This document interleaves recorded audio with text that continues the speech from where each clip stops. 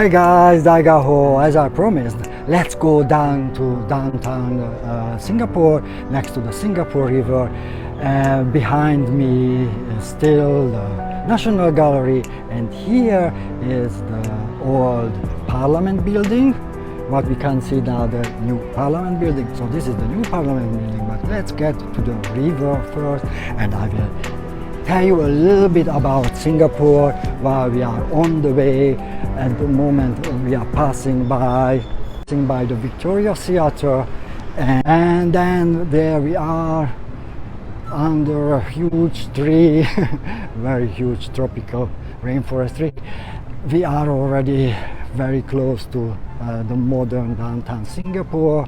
So here, this is the Victoria Theatre or Victoria Memorial Hall.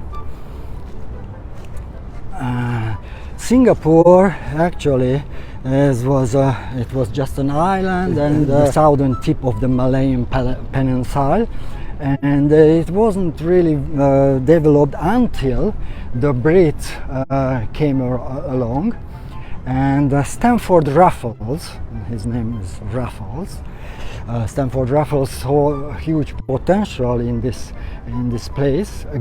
I started in 1819 when the Stamford Raffles set up a trading post here with the permission of the local sultan who ruled this area, and then so they started to trade, and then step by step the Singapore Strait became a very important maritime shipping route.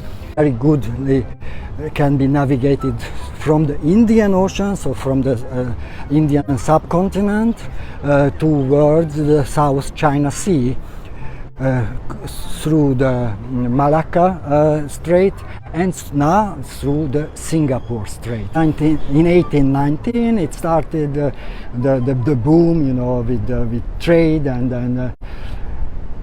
then financing the trade and everything else which is related to shipping things from here and there, some from China to India, and then to Europe or to the Middle East. So it became very developed financially as well, and nowadays is even more developed. Lots of the major banks and the major hedge funds and investment houses are having headquarters as well in Singapore.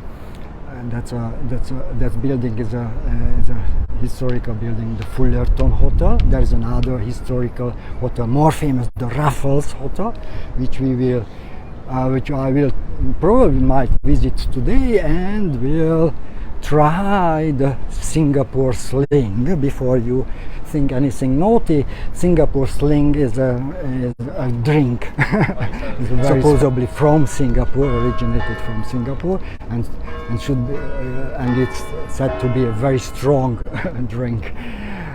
Anyway, and this part of the city at the moment is closed down for cars, and even for public transport is closed, the road. But during the Formula One car racing in the Singapore part, the cars are passing by these lanes and passing by this bridge to getting into the Marina Bay. And I say Marina Bay because Marina Bay is one of the most important part to visit for tourists in Singapore. The most attractions, the most wow kind of attractions are here in the Marina Bay. I'm passing through the other part of this bridge. In front of us, the Marina Bay Sands Hotel is owned by the Las Vegas casinos, the Sands. 3 buildings connected on the top together. It's like a ship kind of structure, and there is a swimming pool up there, and bars and restaurants, and then down at the bottom of the 3 hotels there are, of course, the lobby and shops and high class everything. So you can now we are getting towards Merlion.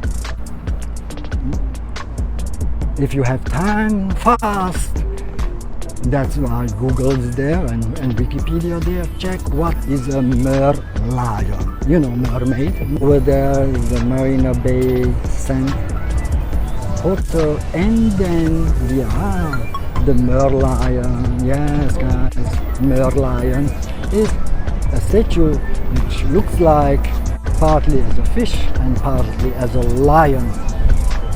The Singapore's mascot, or like symbol, is a lion. It comes from an old Malayan story when a Malayan prince or sultan or whoever who lived in this area saw a lion jumping out of the water or jumping from one island to another, and then the lion landed on this island, on the island what today called Singapore. But this story originates from the 16th, 17th century, so long time ago. Supposedly a famous artist made this statue. Personally, don't get me wrong, okay, all my respect to every nation and every country, every culture, but personally, I think this this statue is a little bit, if you take it apart, take away the meaning of it, if you take away that it's a symbol for Singapore, kind of, and people coming here to make pictures, it's rather hideous. It's rather, it's rather ugly for me. But beauty is in the eye of the beholder, yes, as it says. But it's still, we are coming here and taking loads of pictures.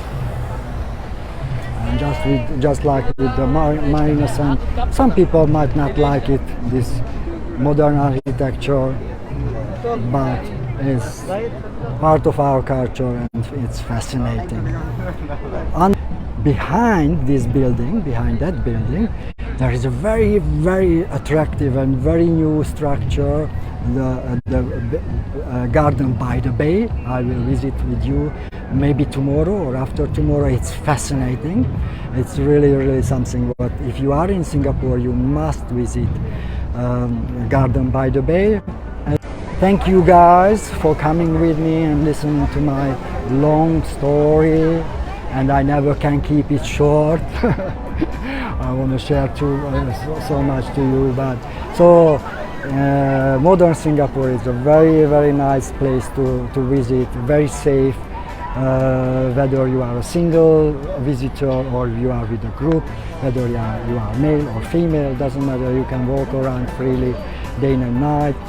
The society is very friendly, the people are very accepting, it's a multicultural society, multilingual society. The lingua franca is English, so you can, if you know a little bit of English, even just a little bit, you can get around quite easily. And of course, if you know other languages, because you are a polyglot, then you can use Mandarin officially. You can use any language, but officially.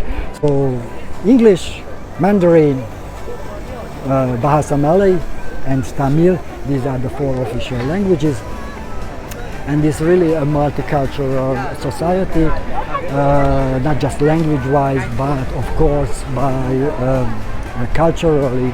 So anyway, thank you very much. See you soon, guys. Hatzigin.